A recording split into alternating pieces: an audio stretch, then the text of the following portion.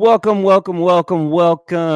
BDC RAW Live. I am your host, Josh Mitchell, and it is a wonderful Thursday. I know a lot of people are wondering what day it is because we're all getting confused from the quarantine. So we're kind of like, what day is it? And my kids right now keep telling me, like, they get confused. Like, is tomorrow Saturday? Are you going to be off? Or do I get donuts? But welcome. It is Thursday. For all those of you who are starting to get stir crazy, it is Thursday. And we are live with BDC RAW. Just want to thank you guys so much for joining me for this show. You know, it's something I want to do and something I want to create and get some great speakers on this as guests. Real quick, want to tell you about the event that is coming up September 21st in Raleigh, North Carolina. We got BDC RAW brought to you by Co-Video.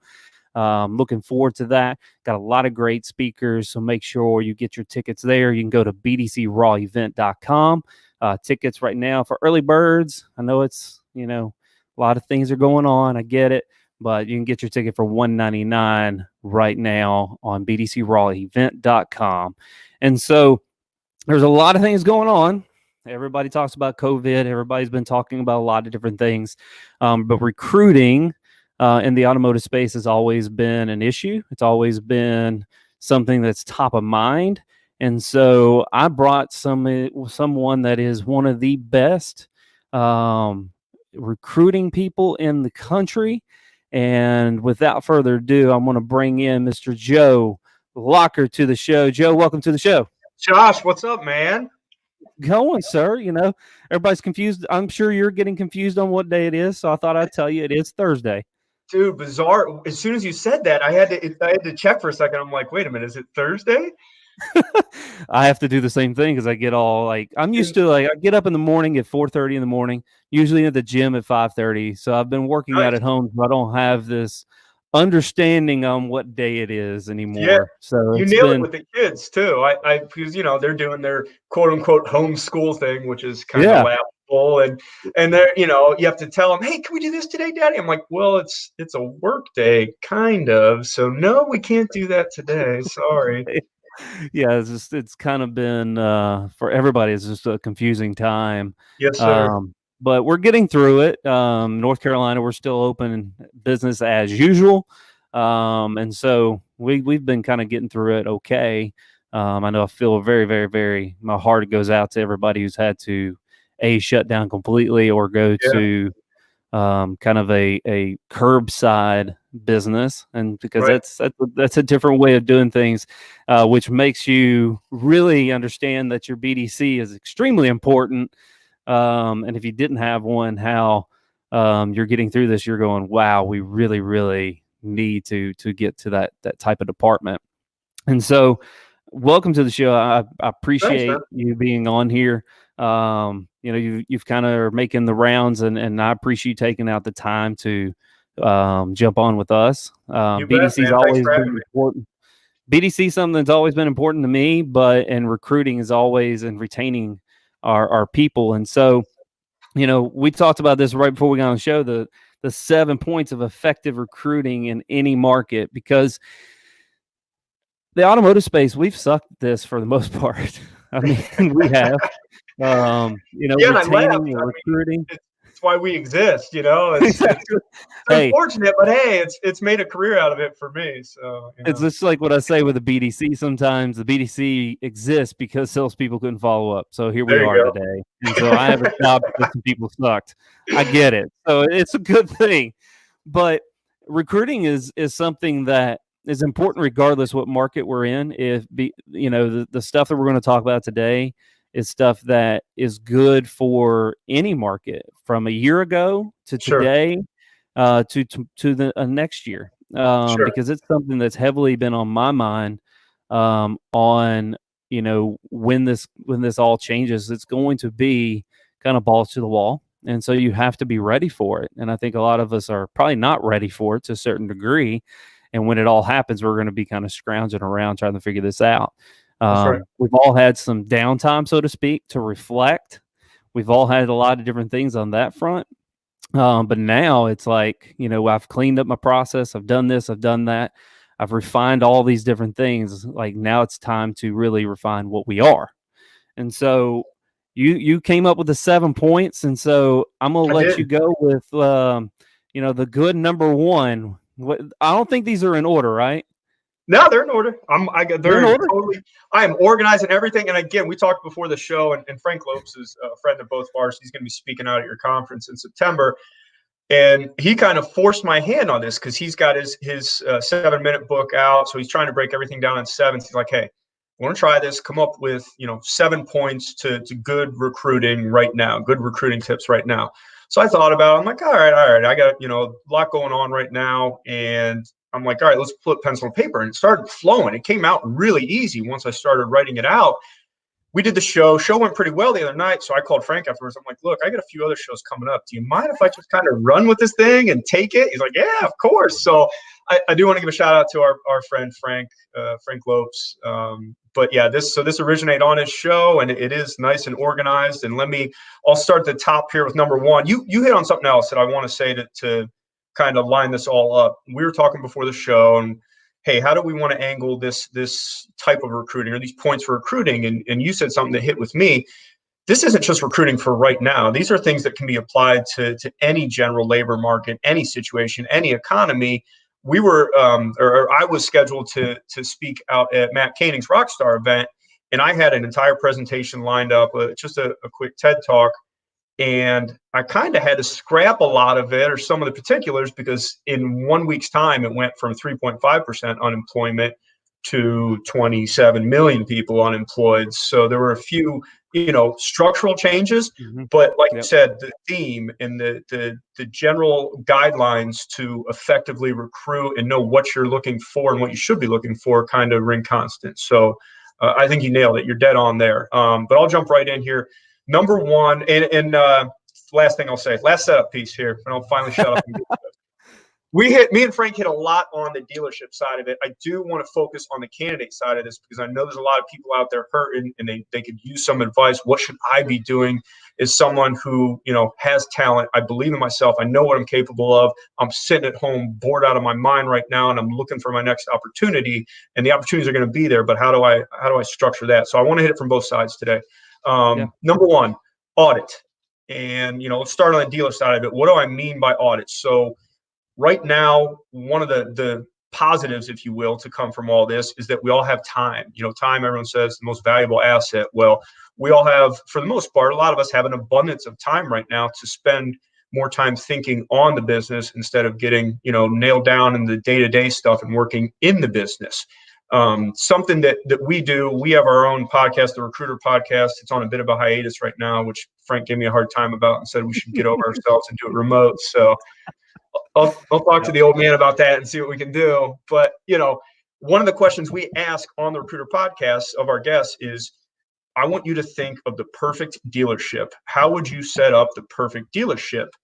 And I think that's relevant right now because there is an aspect to all this, and, it's rapidly approaching and has approached in a lot of areas. You mentioned North Carolina, where things, really haven't slowed down a ton, but we're all kind of startups now. We all have a chance to catch our breath, reevaluate things, and it's a perfect time to audit. And when we ask that question on the podcast, more often than not, it started with people. It started with culture, and it started with having the right people in place, starting at the top and all the way down at each level, having the people in place that are going to drive home your message, be a part of your culture, be a part of something bigger than themselves. So that's what I would do right now for audit. Look at everything. Look at the people you've kept. Look at the people that you furloughed that it was brutally painful to say, I just don't have anything for you right now.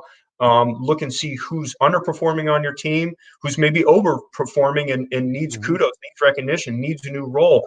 Who is maybe, the right culture fit, but in the wrong role. Man, I've been blowing it here. This person would be great in the BDC. They're struggling on the showroom floor, but I guarantee this person could perform in the BDC. So kind of a reorganization, taking inventory of everything that's going on. And then something else that I've been doing myself, not just with our team. I feel pretty good about our team. So I know where their heads are right now, and I know how they're going to handle themselves in these tough times. But keep an eye on your people and people outside your organization who maybe are potentially in play now that weren't before. How are they handling themselves in extreme adversity? It says a lot about a human being everybody can kill it when the economy's just thriving and everything's going great, and oh crap, there's a global pandemic. Now where's your head at? Now where's your mindset? Who's really up for the challenge, and who's kind of crumbling a little bit and getting wrapped up in the doom and gloom, and take that under consideration. That stuff matters, because it's not always going to be sunshine and rainbows, and especially in the automotive industry, there might not be another situation just like this, but there's certainly going to be other situations. So again, it's who's your ride or die people, and who your people that maybe weren't truly committed from the get-go. Yeah, I think with a lot of things, we've had the furlough, and we had kind of a skeleton staff in the BDC, and what I found is that some of the weaknesses as a team get masked. Like if you have a full staff, like her weaknesses or his weaknesses kind of get masked under everybody else's strength. So because it kind of brings everybody up. But what I noticed when we were at skeleton staff, like the downfalls, the weaknesses, I mean, there was a freaking like spotlight on them. Like you can just, hone in on them, but also the strengths, same deal, huge spotlight on it. And so for me, it was it was a really eye-opening thing for where we needed to fix some things in process, fix some things in how we say things, because it was a real pivot on how we did things real quickly. But it really made me kind of really audit, our people and really kind of go, all right, where are our shortcomings and where are our strengths, so we can kind of put things back together when we come out of this, put together a better package for our whole entire team, because I think that's what we ultimately have to do.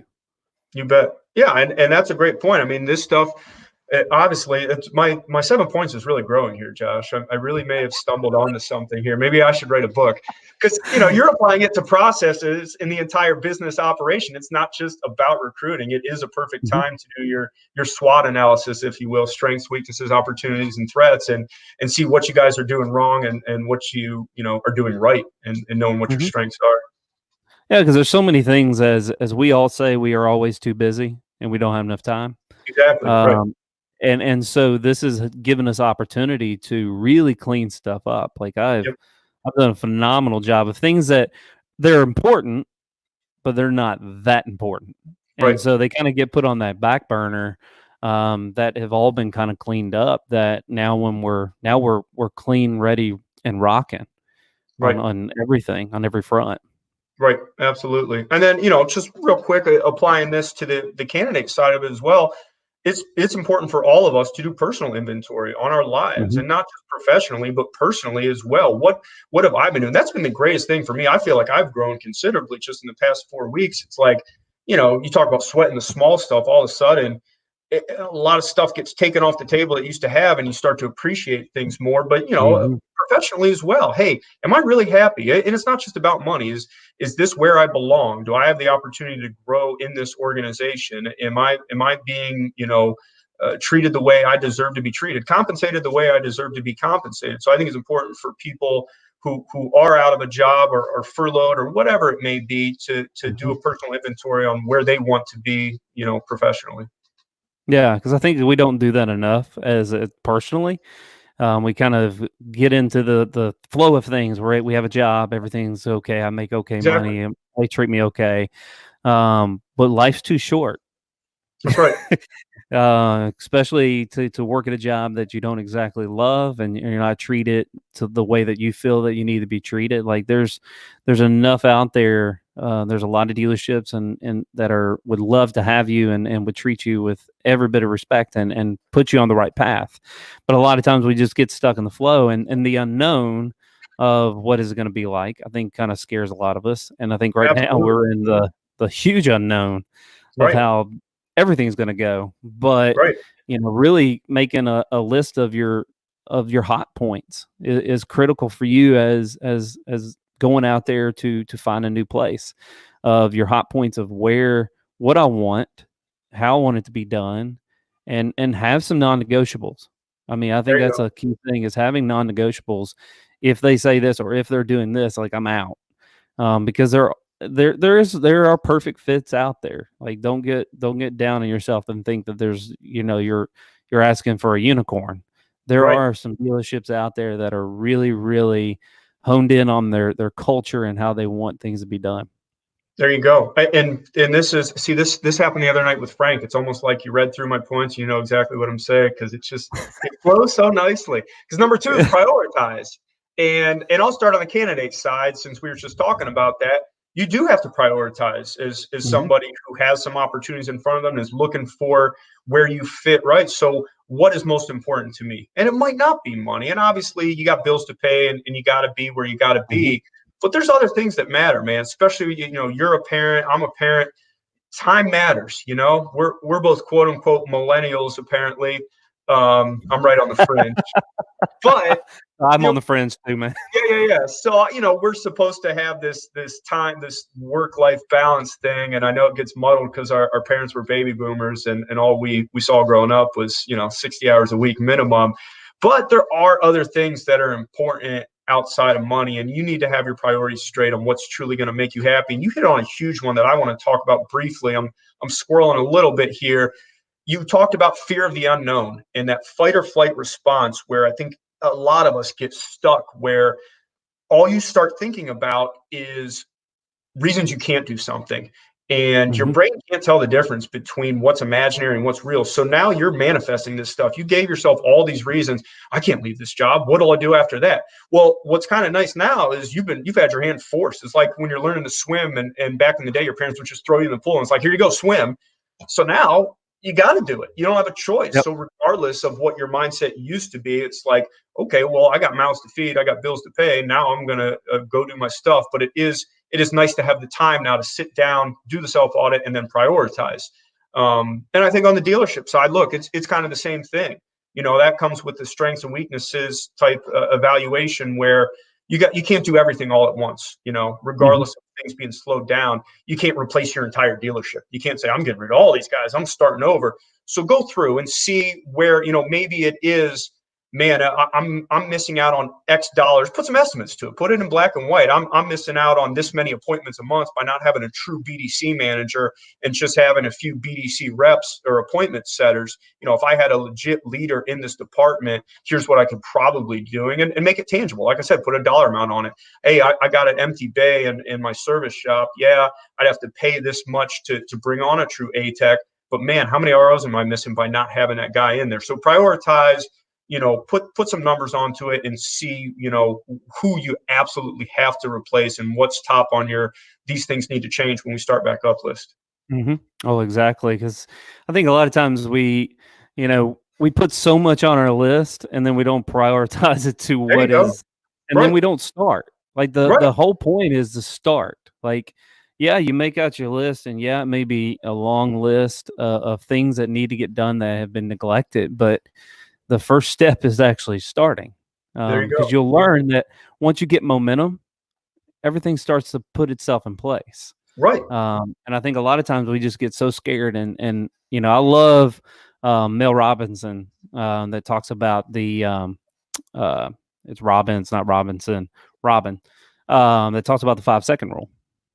The 5 seconds that when it comes to your mind, if you don't do it in 5 seconds, you're going to talk yourself out of it, because we go to that fight or flight type thing and we go, well, but, and so I think a lot of times it comes down to that 5 seconds, make a decision and go with it and run with it. If it evolves through the time, it's okay. There's no reason to get all down on yourself just because the plan may evolve, not really fail, but evolve into different ways. But I think the biggest thing is to start. That's the biggest crippling point for most people, is actually start. You're dead on. The paralysis by analysis. And like you said, if you prioritize it, you never know. If you fix the main issues at the top, some of the stuff towards the bottom of the list, that might work itself out. Exactly. Hell, if you're owner of a dealership and hey, my GM's completely out of control. He's effing this whole thing up. You might replace him and you'd be amazed at all the stuff underneath that starts to go away. Those things down on the list that aren't the true priorities. Yeah, because you've seen it with, top producer that's cancerous inside of a dealership, and they're like, but if I get rid of him, I'm losing that 40 cars. No, you're not. You're probably actually going upward because the rest of your team's like, finally, Yeah. he Right. understands us, and now we can get back to an actual good culture. And they pick up those 40 cars and then start doing more. And then your guy who was a 15 car guy and maybe starts doing 20, 25. Now you built a better culture for your dealership. You ain't gonna lose it. You're not gonna lose that business just because. Yeah, absolutely. I do a live Fridays at 5 o'clock called Live at 5, and it's been emotionally intelligence theme for like the past, I don't know, 4 months or so. I've been working my way through the different pillars of emotional intelligence, and I started on that path from Gary Vee. I'm a big Gary Vee guy, and he had this one clip that just hit so hard with me. There you go. Of course, I should have known. But he has this one real short video I saw like 3 months ago, and he's like, "I want you all business owners. I want you to go home, take your top salesperson and fire them." Fire them, because over the next 3 years, 5 years, 10 years, emotional intelligence is going to trump everything. I don't care how many sales you've made, who you think you are. If you don't know how to manage your emotions and how to interact with other people and have empathy for other human beings, that person's costing your company millions of dollars that you can't even see. Mm-hmm. Oh, it's so true. And I think a lot of times we don't, it's kind of Gary's views is a little bit more of a new wave of how we're going to be doing business. But yeah, it's using, empathy and understanding and understand what's going on. Like I think a lot of times he's our top producer, so leave him alone. There you go. Well, but that really costing you. Right. Yeah. Right. So I'll move on to number 3 here. Those are kind of your setups. So now you have a pretty good idea. You did your internal inventory, your audit, what's important to you, prioritize your list. Now you get into more the mechanics of, like you said, action. So with all of our recruiting campaigns, we take a proactive approach to this. I think part of the problem where a lot of dealerships come up short is where they're completely reactive with their recruiting efforts. First, it starts with, you wait till the pain is so severe. I needed people last week. I have this problem. And now you're probably hiring the wrong person, or you're just reaching for the first thing that you see. Or if you want to get into a mechanical side of it, and something I'm seeing right now is a lot of dealers are putting a nice message out on LinkedIn or Facebook. Hey, we're hiring, we need this position, this position, this position. You're getting a lot of pats on the back and everyone's excited and it's good positivity. It's great. I love seeing that some dealers are trying to just push their way out of this and grow through this instead of just waiting to see what happens. The problem is that's not enough. Just saying, hey, come to me, we're hiring, or for that matter, just throwing a job posting up on Indeed or wherever it may be and waiting for people to come to you doesn't really get it done, especially for your skilled positions, your top tier technicians, experienced salespeople, experienced BDC manager. You got to go find those people. They're not just sitting there on Indeed. Where can I work? Even right now, when there are a lot of people out of work, they have options, and they know they're going to have options. We talked about it on Frank's show, and a GM friend of mine, put it a month ago and said, hey, this is going to be a huge free agency period. And I loved that analogy. I love sports, and I started thinking about it, and it is like free agency because yes, there's a huge pool of free agents, but there's 32 football teams with a lot of money who need those people and are going to be competing against each other. So you got to go to them. They're not going to come to you. You have to go talk to the agent and say, hey, I'm interested in your quarterback. Let's talk.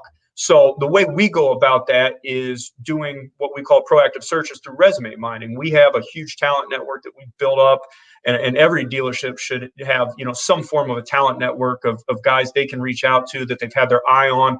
But short of that, you can, you go into Indeed, you go into LinkedIn, you go into ZipRecruiter, and you fine tune your search. You don't just say, technicians or automotive technicians. You say, I need a Chrysler level 3 technician. You really narrow it down to the exact person that you're looking for.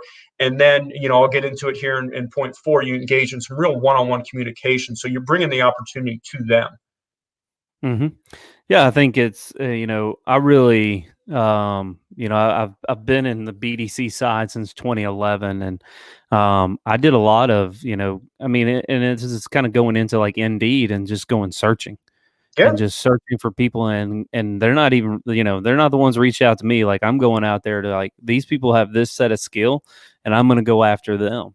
You have to. And I think that's, a lot of times we just kind of sit back and relax and wait for it to come to us. But Right. really, you have to be honed in and figuring out like, all right, I want that person or that type of person. I'm gonna go after them and You bet. start going through there and putting in the work. I think a lot of times we don't want to put in the work for actual That's right. good recruiting. That's right. We want it to just kind of happen and fall in our lap.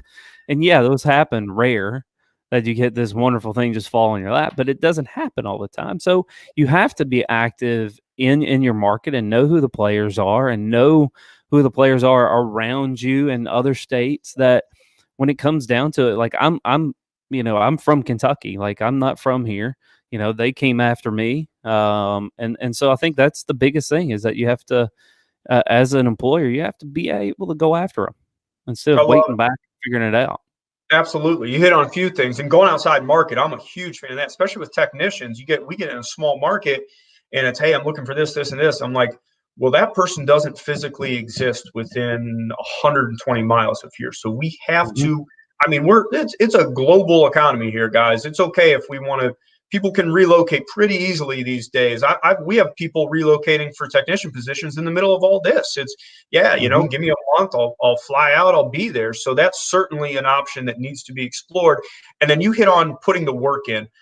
I love technology. I use technology. I do get a little annoyed when everyone wants to automate every single piece of the puzzle. Just automate, automate, automate. It's like, guys, it's here to assist. It's not here to replace. So there's certain things you still got to Mhm. put the time in, and you still got to work with technology, but it's not a substitute for doing a search, doing the hard stuff, doing the heavy lifting. Yeah, because I think if you wait on just the resumes that come in at times from a post on Indeed or whatever the case may be, I mean, sometimes you're searching through like It's a you're trying to lot. find a needle. You're trying to find that needle in a haystack, Yeah, and sure. and you get a lot of stuff that just doesn't fit the bill and what you're looking for, and then you Right. find something that kind of sort of, but that's one out of 150 or 200 that you've gone through. Sure. Um, and now you have to look at some different ways of interviewing because some people aren't comfortable just yet with the stay-at-home order You bet. Yeah. on a lot of areas, and so you have to start interviewing like this style right here, like you're doing video chats with people. So it's gonna you got to sharpen up your tools on that side of things.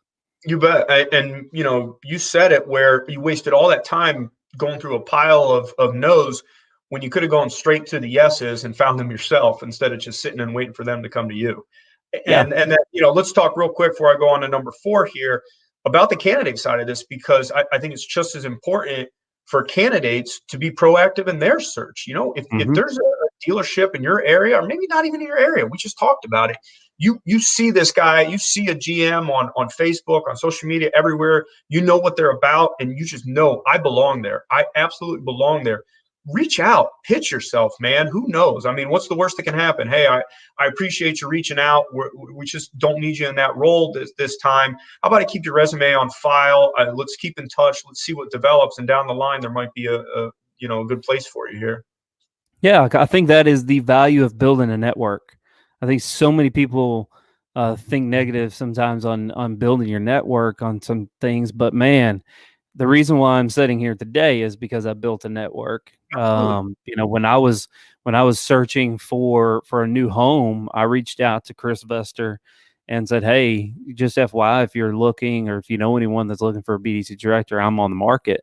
And Huh. boom, I'm here. So, No I kidding. mean, and I was in Kentucky, and so it Wow. was a move and grew up in Kentucky. So it's not like I just, have bounced around a little bit. Like I was Yeah. on, I grew up there. But I think that's the way for me looking at, how I've done some things with where I'm working or not working. Like I've always kind of reached out to that person because you never know. They could say Yeah. yes, they could say no. It could take a month or 2 months. But the last two places that I've been have been places that I've been very proactive and said, "Hey, if you have a spot, I want to be on the team." Nice, perfect example. There you go. So then going on to what you just said, number 4 is your message, that strong message on both sides of it. So we look at it on the dealership side. You found your person, great.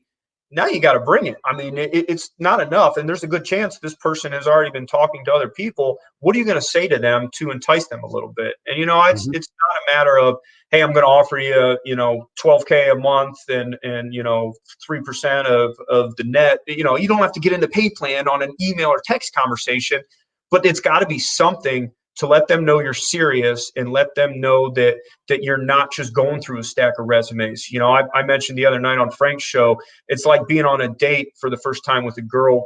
What sounds better? You look really nice tonight, or you have beautiful eyes. They go so well with that dress, or that dress really brings out the color of your eyes. Talk about the resume, know who it is that you're talking to, show them that you've done the background and you're impressed with them for this reason, instead of just saying, hey, we're interested. You want to come in for an interview? So your message and giving them something to entice them is huge. And then knowing your audience. We talked earlier about the millennial, boomer differential, and then, God only knows what our kids and the generations, behind us are going to look like, or what's going to be important to them. But you have to know your audience. Both for age, what's truly important for this person, find out what's going to entice them, and then the type of position too. It's something's going to something that motivates a salesperson isn't going to be the same thing that motivates a technician, for example. So know your audience, both demographic and the position that they're interested in, and then tailor your message to that. Yeah. I think a lot of times, the automotive space has always gone money. We throw money. It's always about money, but that's, I spent 7 years in the mortgage industry, and when I used to interview real estate agents that I kind of wanted to work with, and so I would have meetings with them, and I always asked them, like, what does success look to you? There you go. Like, what does it mean? And so I would find out, because when people talk about what success looks like to them, then you understand what's important to them. And so then you can start asking those deep diving questions to get to know them a little bit more on that level. And I think that's a big thing for recruiting or retention. Like, you have to know what's important to people, and you also have to deliver on that. If money is not the factor, then don't throw money at them, because you're not going to get anything out of them. Right. But if time away from, like, a weekend off, or an early day here, an early day there, to find out what's important. And for you as an employee, you have to find out what's important to you, because it's always money. And so you have to understand what that is. Right. And money is always kind of a means to the end. You know what I mean? You ask that success question, and people, a lot of times, they'll sit there. And I've had that asked to me, and I'm like, oh shit, I don't really know. You got to think about, what is success? What would make me feel successful? And you can work backwards into money. It's like, well, I want to be, less, I want to have less stress. I want to spend more time with my family. So you end up working backwards to, of course, you got to be, your financial goals have to be aligned, but that's not what you're selling. That's not what attracts people. I need to make $150,000 a year, or I don't consider myself a success. Like, that doesn't work. And frankly, if you find someone who answers that question that way, that's probably not the right person anyway. That's probably not who you're looking for, if that's the first thing that they think of when you talk to them. And then on the candidate side, you have to have a strong message and pitch yourself a little bit when you're going to a store. Say, hey, look, believe in yourself. Say, hey, here's who I am. This is what I'm all about. I know what you're all about. Like I said, when you're talking from the dealership side, on the candidate side, know stuff about the candidate. Know the dealership that you're talking to, man. I think that's a lost art. We see a lot of that on the candidate side, where what happened to, before you go to an interview, you're supposed to be asking the interviewer, the company, questions about them, and knowing their background and knowing their history. I mean, if this is somewhere you truly want to work, you should know all these things about them and know what they're about, and then craft your message and say, that's what I'm about too, and that's why I deserve this spot, and I know I will kill it in this spot. So you gotta be strong with your message as a candidate too. Yeah.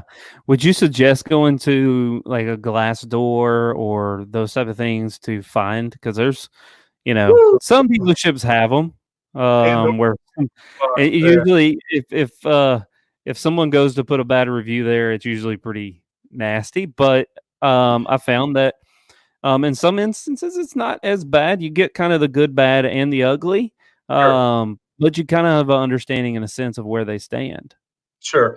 I tend to rely more on, and we seem to see more of, reputation and just word of mouth. I mean, in this age with the internet, with just the way information gets spread around, we pretty much know. There's been times we've been recruiting for clients who we can tell right away don't have the most outstanding reputation in the community, and people know about that. And that's of course something we have to overcome as a recruiting company. Hmm. I'm a little hesitant with Glassdoor and Google reviews and Yelp reviews, just because you never know. You don't know how that ended, and they're letting anybody just throw on there. So I hesitate a little bit with Glassdoor, but you should absolutely do your research. You should absolutely ask around. You talk about networking. There's another spot where networking comes in. If you Hmm. know you've built your network, you should have a pretty good idea if this is a place where you belong, and it's usually something you can get a pretty good feel for. Yeah, exactly. But yeah, you have to do your research. I mean, that's just key. And then, kind of building on that, my number five is a strong offer. So we did talk about, the message and the intangibles. At the end of the day, money talks. And, if you want top talent, you're more often than not, you're going to have to pony up for top talent. I mentioned it the other night on Frank's show. I'm an economics major, so I like to look at things from a supply and demand standpoint as much as I possibly can. Well, we talk about tech recruiting a lot, and the challenges and what you have to overcome. That's a real simple supply and demand situation where, because supply is decreased, the wage that you got to offer, and for that matter, demand is increased, you got to offer more. You just do. The equilibrium wage, or the going rate for that skill level of technician, is just going up. It's just Mhm. black and white. I mean, something that comes up a lot for us while we're recruiting technicians is, oh man, this guy wants $30 an hour. My top guy is only making $28 an hour. And my answer to that's always, it's some version of, well, look, this guy's coming to you. He's telling you what his market rate is. There's a good chance he has that offer somewhere else, or he's making similar to that right now, and he just wants a dollar raise or something like that. The problem is, he can probably go get that somewhere else.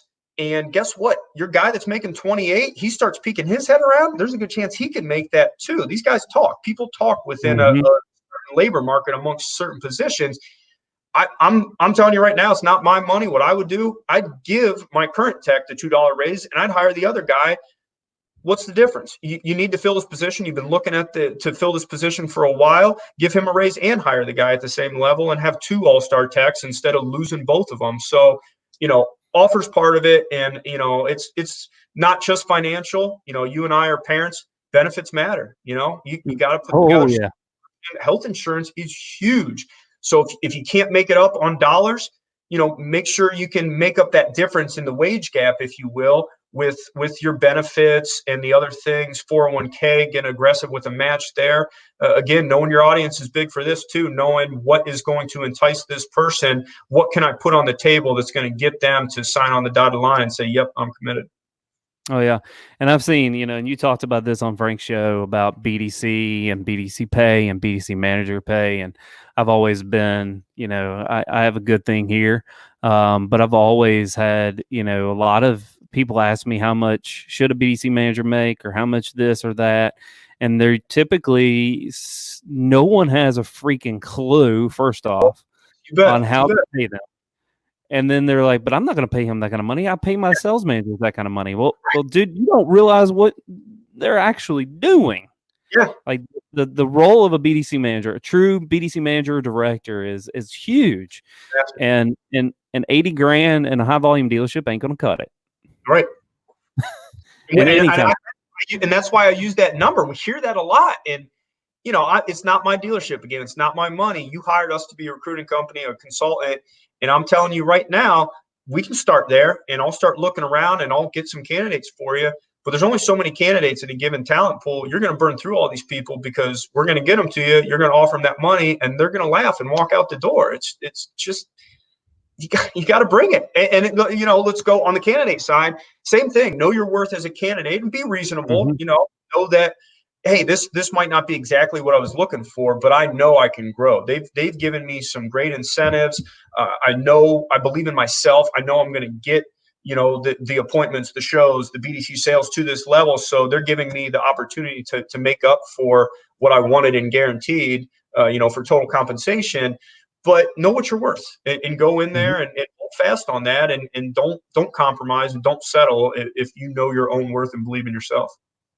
Oh, I definitely agree with that. I mean, it's I've had a lot of interviews in my career, and I understand some of the things that I've been thrown out, which has been laughable, Yeah, coming from my background, and it's not cocky. I mean, yeah, I have some confidence here, but if you want a unicorn, you have to pay unicorn pricing. that's Like right. that's just the nature of it. You don't get a unicorn for cheap money. And I think a lot of times with BDC reps and managers, they just kind of they think that they think BDC is a glorified receptionist, and then they hire for that, but they expect more. There you go. They Right. want high end, know the inventory, know the ins and outs of the car, no incentives, no rebates, know how to handle this objection, how to call, text, email, and sound like you know what you're talking about. And here's $10 an hour. Yeah, right. Exactly. And I'm like, and what? yeah, Uh, and I talked you're about missing it. right. And I talked on Break Show about my recent purchase from the Hertrick Auto Group here in Mid Atlantic, and they were phenomenal. It was great. I could tell they weren't used to doing this, and they did fill in the gaps and did a great job. One of the reasons I know they're not used to doing this is the gentleman that sold me my car from the BDC. I'm in the driveway building him up and trying to help him out because he's kind of doing a walk around, but I can tell he doesn't really know what he's doing and doesn't have the product knowledge. He's not a salesman by trade. This is a guy that was both a Marine and in the Air Force. And this guy is twice a veteran, awesome human being. And you can tell he just hasn't had a whole lot of training or been given the tools or put in a situation to succeed where, I mean, what are we talking about here? It's basic product knowledge. And he certainly knew how to treat a human being. I love the guy. I love talking to him. I enjoyed talking to him on the phone. And while I said they're not used to doing deliveries and picking up my lease and all this, they killed it. They did a great job with it and didn't have to put much effort into it. Imagine how they would do normally and ongoing if they just spent a little more time training that individual and then hiring more people like him or bringing more people up to speed, up to that level. We're missing out. We're missing out. Like you said, it's hiring for a receptionist, mindset and paying for a receptionist mindset, but expecting salesperson performance and then complaining when it falls short. It's kind of setting yourself up for failure. And I think a lot of times setting up BDCs, and I've done 3 setups of a BDC, and I think a lot of times it's what they want versus what they are really getting. Sometimes they want just this slim level of an answering the phone and answering general questions. But I think what we found and what I have found in this time, and I've always preached it, and I've pounded into everybody that I've recruited and some things, but I think that it's the next level BDC. Like, we can't continue to go down this path of appointment setters. It's Right. got to be a next level. Like, digital retailing is going to become a thing. It's going to be morphed in its own little way, Right. but that's where your BDC is going to shine. And we almost got forced, like head first, thrown in the pool Right. on buying a car online, and we're like, holy shit, we're not ready. Yeah. And a lot of dealerships, even who toyed around with digital retailing, weren't ready. And now we're like, okay, now I need a higher level BDC rep that I've got to train up, that I've got to get product knowledge, that I have to have them understand some complexities of a deal a little bit to be able to structure a deal without this back and forth, kind of like your rookie salesperson who's going back and forth to the desk to the customer. Like, we're doing this on the phone, and that is not a joyful experience for a consumer. So it's got to be raising the bar on our expectations of our BDC reps and managers, because I know a lot of BDC managers that don't have the capability to desk a deal or don't have the authority to make pricing adjustments when they need to and really take over the deal for the business development center. Those are the guys. I mean, you've got to, if you've got a BDC director, that's, you don't need to have the BDC reps coming up to sales managers. Like, go to the BDC director, manager, and let's work out a deal. Get on the phone with the customer with the rep sitting right next to you, and let's put together the deal quickly and easily. versus this back and forth. 'Cause I think a lot of times it just goes back and forth, which is not a good experience for the customer.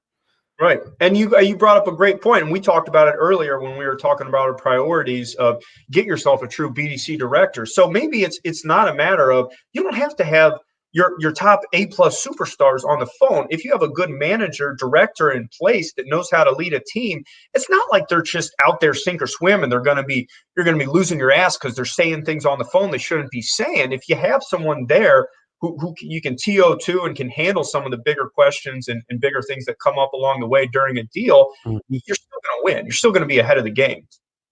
Yeah, I think your BDC managers need to understand a credit application. They need to understand how to read a credit report, where to, do we have a deal? Do we not have a deal? Do we need to dive deeper into it? Because I think a lot of times sales managers get frustrated because we get somebody in with a 480 credit score and can't finance a hot dog. And so there's some frustrations there. And so really getting into, making sure that your director has, the ability to take over those types of scenarios and take over those types of things and build him up as basically the BDC desk manager. For sure. And I'm glad we got into the BDC discussion here because it's going to play nicely into my number 6, which is availability. Something we've always said with recruiting, and part of the reason we do exist as a company because I'm giving out all kinds of information and the blueprints of success. The problem is recruiting has to be handled like a BDC where these candidates have to be treated like a lead. You have to be available for these people in these highly desired positions, the position you've been trying to fill for a month, 2 months, that one that's you did your audit, you did your priorities, it's top of my priority. Well, this person gets back to you. It can't be, I saw it, it's in my email, I'll get back to them in 2 days. Or, yeah, they just text me, I'm working a deal, I can't get back to them. That person has to receive the same level of priority that working that does, because you're missing out on 1,000 future deals by not bringing that person in and giving them the respect that they deserve and treating them, with the priority that they are. And then, I talked in, and let's go a step further. We see some rough stuff at the dealership level for the actual interview, for when the person's on site. We've had a lot of tech candidates get back to us and say, yeah, I sat for 20, 30 minutes. They had me fill out an application, and I sat there and nobody came to see me. It can't happen. It absolutely can't happen. I get it. We're busy. I'm busy. You're busy. The whole world is busy. The automotive industry is nonstop. My wife was a server for years, and I told her, automotive industry, restaurant industry, huge parallels there, where it's just like a war zone during work hours. I get it. But this has to be treated as a priority, the same as the rest of your day is treated as a priority. You can't let anyone sit there for any position. And then we talked about, Tuesday night, that these are also your customers, especially when you talk about sales recruiting. Yeah, you're just hiring green peas. You're just hiring some inexperienced salespeople to join the team 5 at a time. So you got a ton of people coming in, and maybe they look a little rough. Maybe it's not what you had in mind, and you treat them like crap. You don't give them the time of day. Fill out this application, go sit over there. Guess what? That person has a family. They have friends. They're part of your community. They go to church in your community. They talk to other people. You have no idea what you just did to your reputation by treating that human being like less than a human being just because they didn't look like your ideal candidate that you had in your mind, your expectation for that position. Yeah, and I think it's, you have to, with the BDC wise, I created a PET process, which is phone, email, text. The moment that I get an applicant that seems like I'm going to go down that path, I like that person. The moment I receive it, I'm emailing them, and I'm going to send them a text if they don't answer. Like I'm going to attack that just like I attack a lead, because it is a lead. Like that's a prospect of money for me, because if that person produces more money for me. It's great. I mean, that's just the way this thing works.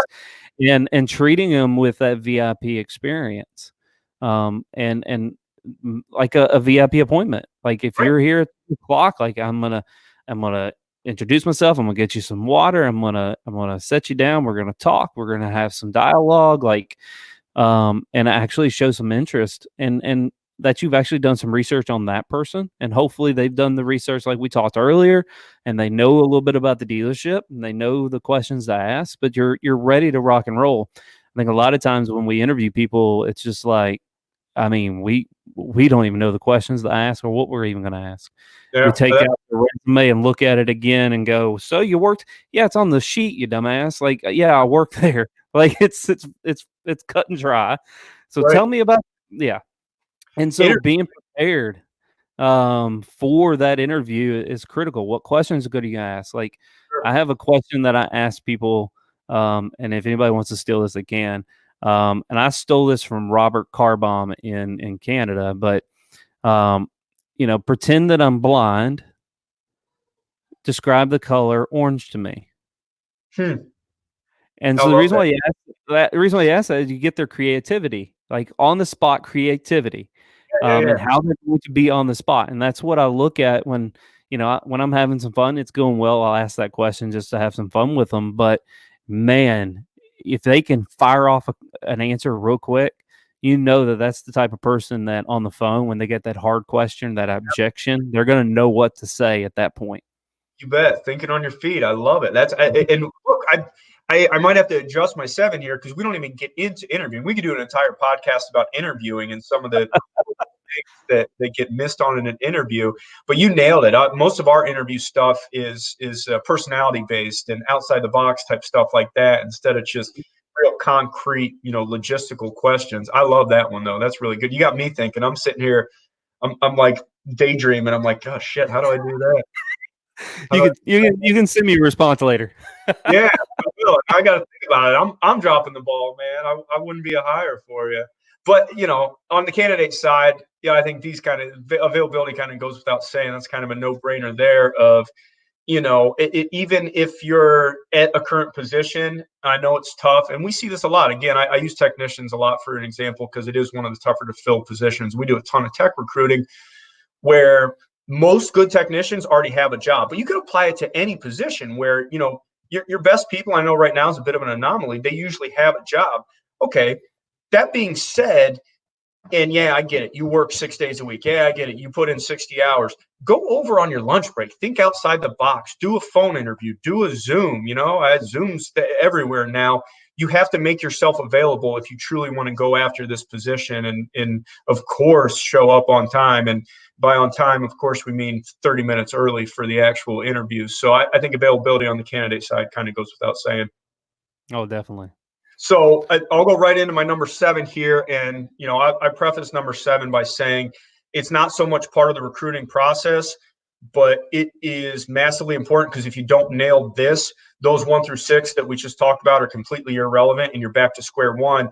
And this right here is where the automotive industry really comes up short. So 1 through 6 is a lot of mechanics. It's obvious, it's still important. It's still hard to do.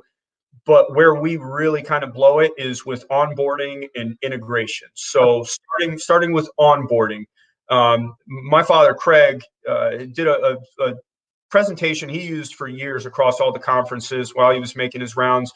Did you hire them dead or kill them after you got them? And now Anthony Santangelo, our friend that got us together, he uses that for his show. Basically what you're saying is, what are you doing with these people day one, hour one? Or were they a bad hire, or did you just make them feel so crummy those first few hours that they were already mentally checked out and just work zombies at that point for the first 3 months, and then finally said, this is enough, this has been wrong from day one? Are you sticking them in the corner with a pile of HR documents and say, hey, go fill these out for an hour and then go trail 10-car Tom that's been with us for 20 years? And that equated to training. So how you onboard someone, how they spend that first day, those first few hours at your dealership is going to make a huge difference of whether or not they're going to be a long-term employee, part of your team, and really buy into your culture and what you're all about. Along those same lines, integration is the second part of this. The onboarding is great for day one, week one, etc. How are you integrating them into your culture? Well, step one of that, have a clearly defined culture. Tell them what that culture is. Show them what that culture is. And I don't care if you have to get corny and put posters of it everywhere or have it in writing. Some people are visuals. Some people need to see, this is our culture. This is what we're all about. And then of course show them, say, hey, here's what is expected from you, from a mental standpoint, from an empathy standpoint, from a day-to-day task standpoint. Here is how these things are going to help you be a member of our culture and be a part of something bigger than yourself and turn this into a career and not just a job. When you set up those expectations for someone, and then, like I said, show them, put your money where your mouth is, and actually show them that that's what you're all about, and show them that that's what the people that work at this dealership are all about. It makes it so much easier for someone to buy into that. And then finally, inspect what you expect and do a weekly, monthly, bi-monthly follow-up. It's hard, man. The automotive industry is hard. Very few people just kill it right out of the gate. If they do kill it out of the gate, sometimes that's a curse. Sometimes, oh, this is easy, I can do this. So keep tabs on your people, your new hires, no matter what the position is. And hopefully, you set up a culture that allows them to be truly honest with you and give honest feedback instead of just telling you what they think you want to hear. Yeah. My friend Glenn Lundy, which I worked for a number of years, says a new penny always shines. Yeah. And that's what happens. It can be a curse sometimes. I've seen it multiple times where, it just comes too easily at first. And from a management standpoint, that's where you have to be aware of that and see that and be like, oh, crap. Instead of, I killed it. Yay, pat on the back. I hired I found a diamond in the rough. That might be the case, and they might have natural aptitude and ability to do this. That doesn't mean they're a finished product. That doesn't mean they're done. They still need to be talked to and treated like anyone else who is growing into a position and a role in your dealership. Yeah, and I think the onboarding, I think a lot of times, and I've had, a lot of talks on this and some things, but it's I think a lot of times we take things for granted on how much, like if you look at a business development center, you got the CRM, you have your websites, you have the email, we have Quotable, TrueCar, Co-Video. I'm trying to think of everything that I have on just systems. Yeah. And it's overwhelming. Just getting into the CRM and learning it is extremely, for somebody who's just saw it and isn't from the car business, like there's a lot of moving parts and understanding where they fall into this and how it actually works. And, I fell short for a number of years of taking that for granted and not putting together a full plan. Now I have a 30-day new hire training plan that every day this is what we're doing. And I do a recap meeting with them every single day to kind of go, okay, this is what you did today. This is how it was done. This is what we went over. How do you feel about how the day went? Before they ever get on the phone or answering an internet lead, they've got a somewhat full understanding of how these things are going to work and where they need to fit into it. And because I think a lot of times we throw them in there, sink or swim, and then 3-4 months later, maybe 2 or 3 years later, something simple that we're like, you didn't know that? And we're like, no, like you never said anything about that. And they're like, how the hell did you not know that? Yeah. And because we take it for granted. And I think that's the biggest thing is that, and that goes along with all your 7, like you have to make that list of like what's important that you need to make them aware of and know how to do it and what platforms and how to get here and how to do that. Like you can't throw them in the corner and put Grant Cardone on or IPD. Like I'm a huge fan of Auto Dealer University, but you can't just set them in front of the computer and go hit play and you'll learn everything you need to know. And then we're going to put you on the computer in 6 days and on the phone in 6 days and you're good to go. Like those are great platforms, but until you put your spin and you're actually having dialogue and really diving deep into it, it doesn't matter. It's just that they zone out about 30 minutes into it and then they're done. Right. Absolutely. And I'll tell you, the reason that people don't do the things you just said, or you maybe put it off for so long, it's freaking hard to do. But the thing is, you only have to do it once. Sure, you make edits to it and your process changes and revises and you might add some software, change your CRM, whatever. But it's like, man, just, it's a big task. You think of, oh my gosh, how am I going to sit down and write out everything I know and everything I do? but you do it once, you work on it over time. And I'll tell you what happens when you line up your process and get together a quote unquote training manual. You start finding inefficiencies in the stuff that you've been doing. You start writing it out and you're like, that doesn't make sense. Why am I doing that? Why are we using this? We don't need this anymore. I can get somebody to do this for cheaper, or just cut this out. If you don't have your thoughts and your process organized and on paper, or whatever the version of paper is anymore, you're absolutely not going to be able to hold someone accountable to that or train them properly. It's impossible. Yeah. And I think a lot of times we think that it's hard and that it's going to be really time consuming to draw this out, but it's not, guys. Like it really isn't. And if it's really important to you to keep people for a long time and make sure they're trained and you're not doing the revolving door, Right. then it's important. So you might as well take the time to actually write it out. And yeah, it might take you a day or two, or it may take you a few hours. Months, right. Yeah, but how much money are you losing because you hire, and then they leave, and then you hire, they leave. How much money are you spending hiring the wrong people? And maybe it's not the wrong people. Maybe you hired the right people. You didn't train them. They felt lost. They didn't know what the heck was going on. You put them in a corner. They felt like they were, something was wrong with them. And Right. and then they're like, well, this place sucks. They're Right. definitely not the culture they said they were. Right. And I think it's fun and it's a good confidence booster, man. Every time I start writing out our process or things we're doing or things I know have learned and picked over there, it's like, man, I know a lot. I'm pretty good at this. I've done a pretty nice job organizing this whole thing. So you get it down. And like I said, when you can see it in front of you, it makes you feel pretty good about your process. And I think it helps you as a leader to have a clearer picture overview of it. It makes it easier for you to train on the fly too. I'm a very visual, writing and reading type guy. We talked about Matt Koenig for a minute. Matt hands out these tiny little Rockstar Automotive Conference booklets at his conference. And I'm like, man, I need more booklets. I filled out like 8 of them because I just love writing down notes. You never know when something's going to come to you. And your process should always be an ongoing thing. It should always be amendable. And as you come up with things that you think will improve or help somebody, and then share that with people. I always talk about how it's selfish to keep good ideas to yourself. I mean, you got something to say or something that can help your team or help yourself, get it out there, man. Tell people about it. Exactly. And I'm the same way with, anybody in our industry. I've shared my process, my templates, my everything to people across the country. And it's always been something that I've always, I want to continue to help people in our industry and in the dealership that I work for. But yeah, I mean, none of what we do is rocket science by any stretch of the imagination, and it's not top secret. I think a lot of people think that everything we do is top secret, but it isn't.